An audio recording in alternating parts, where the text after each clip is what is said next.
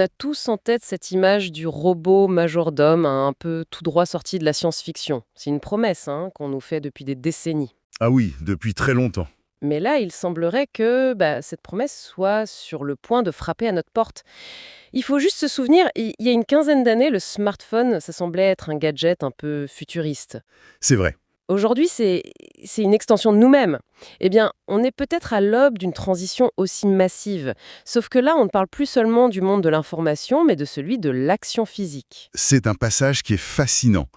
On a passé 20 ans à apprendre aux machines à manipuler des bits de l'information, et là, on entre dans une ère où elles vont apprendre à manipuler des atomes. Des objets Des réels. objets réels, oui, directement dans nos maisons. Le saut, il est colossal. Et c'est justement le cœur de notre exploration du jour. On va s'appuyer sur un article qui fait un parallèle assez audacieux, le robot domestique, le prochain smartphone. On va donc plonger dans l'arrivée de ces robots domestiques humanoïdes. Mhm. Et on va se concentrer sur un acteur qui fait beaucoup de bruit, la start-up One X Technologies et son robot Neo. D'ailleurs, il est soutenu par des géants comme OpenAI, ce qui n'est pas rien. Non, ce n'est pas un détail, en effet. Notre mission aujourd'hui, c'est de comprendre pourquoi ce n'est pas juste un nouvel appareil électroménager, mais potentiellement un changement de paradigme complet. Une vraie transformation de notre rapport à la maison, au travail domestique. La question, c'est plus si ça va arriver, mais plutôt comment, à quel rythme et surtout, à quelles conditions. Alors, commençons par le début. Neo. On ne parle pas ici d'un aspirateur intelligent un peu amélioré. Non, non, rien à voir. C'est un robot humanoïde. Il marche sur deux jambes, il a deux bras, des mains, il est fait pour naviguer dans notre monde. Et d'ailleurs, cette forme humanoïde, ce n'est pas un caprice de designer, si j'ai bien compris. L'article insiste beaucoup là-dessus. Absolument pas. C'est une question de pure praticité. Notre monde, il a été conçu par des humains, pour des humains. D'accord. Les poignées de porte, la hauteur des étagères, la forme des outils, tout est adapté à nous. Pendant des années, on a essayé de créer des robots aux formes bizarres et on tentait d'adapter nos tâches à eux. Ah oui, je vois. L'approche ici, elle est radicalement inversée. On crée un robot qui s'adapte à notre monde, tel qu'il est. C'est beaucoup, beaucoup plus efficace. Et c'est vrai que quand on voit les démonstrations, c'est assez bluffant.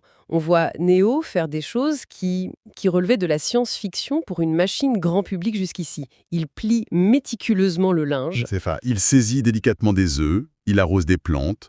Ce sont des gestes qui demandent une perception, une dextérité qui sont incroyablement fines. Et c'est là qu'on touche à un concept clé de l'article, l'IA incarnée. Oui, l'IA incarnée. C'est un terme essentiel pour comprendre la rupture. Pour faire simple, pensez à la différence entre suivre une recette de cuisine à la lettre et être un vrai chef. D'accord. La recette, c'est un programme rigide, comme un bras robotique dans une usine. Le chef, lui, il voit que les tomates sont plus mûres, il sent que le plat a besoin de plus de sel, il adapte son geste. En temps réel. En temps réel. C'est ça l'IA incarnée.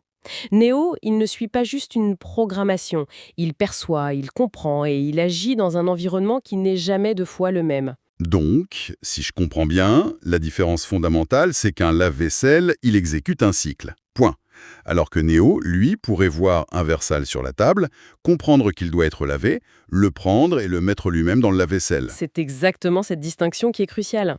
Jusqu'ici, nos machines, c'était des idiots très efficaces. On leur disait « lave à 40 degrés pendant 60 minutes ». Et elle le faisait. Et elles le faisaient. Neo, lui, doit comprendre l'intention. La cuisine doit être propre. C'est un saut conceptuel majeur. Il ne gère plus une étape, il commence à gérer toute la chaîne de tâches. Et cette capacité d'adaptation nous amène au cœur de l'argument de l'article, cette fameuse analogie avec le smartphone. Mhm. Il nous rappelle le scepticisme qu'il y avait au début. On se disait tous « Pourquoi j'aurais besoin d'Internet dans ma poche ?» C'est un gadget de luxe. Et la question semble un peu se répéter aujourd'hui. Pourquoi j'aurais besoin d'une machine à 30 000 € pour plier mon linge ? C'est une réaction tout à fait naturelle, ça. Face à une innovation de rupture, on la juge toujours avec nos habitudes actuelles. On ne voit pas comment elle pourrait tout transformer. On ne voyait pas l'intérêt d'un smartphone parce qu'on ne pensait pas encore en termes d'appli, de GPS, de visio. On voyait un téléphone cher, c'est tout. On voyait un téléphone cher, pas une plateforme informatique mobile. C'est donc là que l'analogie prend tout son sens. L'idée, c'est que l'utilité va exploser. Exactement. Mais l'article va même un peu plus loin. Il dit que le vrai tour de force du smartphone, c'était pas de faire une seule chose bien, mais de devenir une plateforme, C'est l'App Store qui a tout changé. D'accord. Et c'est précisément ce modèle qu'il vise pour Neo. Il ne sera pas vendu comme le robot qui plie le linge, mais comme la plateforme qui gère la logistique de votre maison. Un App Store pour robots domestiques, c'est vertigineux. Ça pourrait ressembler à quoi concrètement? Imaginez, vous téléchargez une app Dîner entre amis. Le robot met la table pour 6, il tamise les lumières, il lance une playlist. Ah oui? Ou une app Retour de vacances. Il vide les valises, il lance les machines, il arrose les plantes. Ou même une app Convalescence, qui aide une personne en lui apportant ses médicaments à heure fixe, qui s'assure qu'elle boit assez. Le potentiel est quasi infini. L'analyse va même sur un terrain plus psychologique. Elle suggère que le vrai gain du smartphone, ce n'est pas tant le temps gagné que l'espace mental libéré. C'est ça. Ne plus avoir à mémoriser un itinéraire, une liste de courses. Du coup, si on suit cette logique, le vrai bénéfice du robot, c'est pas de nous éviter de plier le linge. Le vrai bénéfice, c'est de nous éviter d'avoir à penser au linge qui attend. C'est là qu'on touche au concept de charge mentale. C'est de rentrer chez soi et de savoir que les courses sont rangées, que la table est prête. Ce n'est pas juste gagner 30 minutes. Non, c'est un changement qualitatif de notre rapport à notre foyer. C'est une libération de l'esprit qui peut alors se consacrer à passer du temps avec ses enfants, à lire, à un projet créatif. On voit bien le potentiel, c'est presque utopique. Mais bon, la transition du laboratoire au salon, elle est semée d'embûches. L'article est très clair là-dessus. Ah oui, Le premier obstacle, le plus évident, le coût. Au début, Neo sera un produit de luxe. oui, et le prix, c'est un peu l'arbre qui cache la forêt. Honnêtement, le coût, c'est un problème qui se résout presque mécaniquement avec le temps, l'échelle. C'est le cycle de vie classique de la tech. D'accord? L'article insiste sur un obstacle bien plus fondamental, presque philosophique, la confiance. C'est-à-dire? C'est ce que la source appelle le goulot d'étranglement numéro 1, la sécurité et la fiabilité. Elle utilise un exemple très frappant. Un bug sur un smartphone, c'est agaçant. On redémarre et c'est réglé. Voilà. Un bug sur un robot de 70 kg qui se déplace près de votre enfant ou qui manipule la vaisselle de votre grand-mère, Ah oui, là, ce n'est plus du tout la même chose. c'est un problème d'une toute autre ampleur. La moindre erreur, le moindre accident pourrait ruiner la confiance du public pour des années. On ne peut pas se permettre d'avoir un écran bleu de la mort sur une machine qui tient un couteau de cuisine. La responsabilité pour les fabricants est donc... Colossal. On n'est plus dans le logiciel. Exactement. Et cette confiance, elle ne sera pas que technique. Elle devra aussi être sociale et éthique. Est-ce qu'on est prêt à cohabiter avec une machine qui nous ressemble? C'est là qu'intervient le fameux concept de la vallée de l'étrange. La Uncanny Valley, oui. Un concept souvent mentionné, mais pas toujours bien compris. C'est ce sentiment de malaise, presque de répulsion, qu'on ressent face à un robot qui est presque humain, mais pas tout à fait. Ce presque est souvent plus dérangeant qu'un robot qui assume son apparence de machine. Let's score. Un détail qui cloche. C'est ça. Si les yeux de Neo bougent d'une manière un peu anormale, ou si ses gestes manquent de fluidité, ça peut créer un malaise profond. C'est un immense défi pour les designers. Et au-delà de l'apparence, il y a la question de la vie privée. Pour fonctionner, Neo doit être couvert de caméras, de capteurs. Il analyse notre intérieur en permanence. Ce qui soulève une question essentielle, qui a accès à ces données? Où est-ce qu'elles sont stockées? Sont-elles utilisées pour entraîner d'autres IA? Pour nous cibler avec de la pub. Exactement. Avant de laisser une telle machine franchir notre porte, il faudra des garanties extrêmement solides.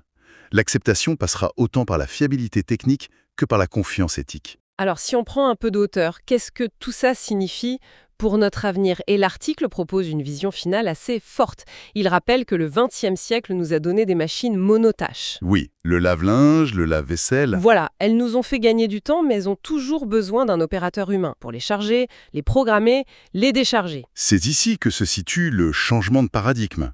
Le robot humanoïde, il est décrit comme la première machine vraiment multitâche et autonome à entrer chez nous. Ce n'est plus un simple outil. Non, c'est ce que la source appelle le système d'exploitation de la maison. Il ne fait pas juste une tâche, il les gère. Il orchestre les autres machines, il comble les vides. C'est le chaînon manquant de l'automatisation domestique. Et l'implication finale, c'est que la maison pourrait cesser d'être ce lieu de seconde journée de travail. C'est ça? Ce concept qui décrit la charge domestique qui pèse encore de manière disproportionnée sur certaines personnes.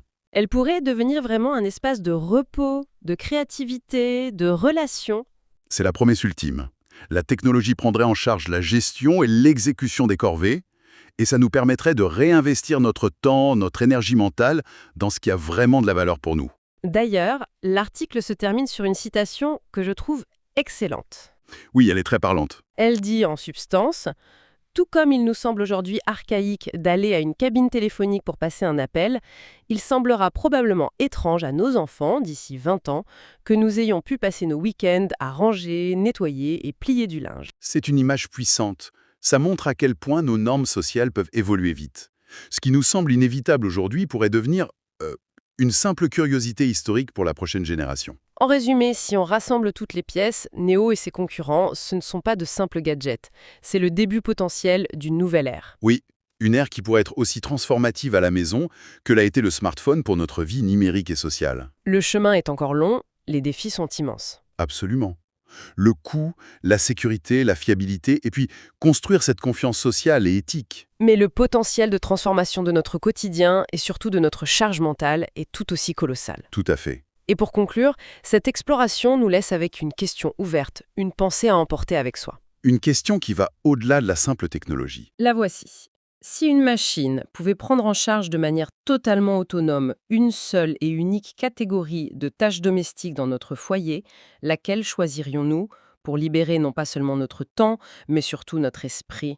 Et que ferions-nous de cet espace mental enfin retrouvé? Si vous avez aimé cette vidéo, abonnez-vous, mettez un pouce en l'air et partagez cette vidéo. Merci, cela fait toujours plaisir.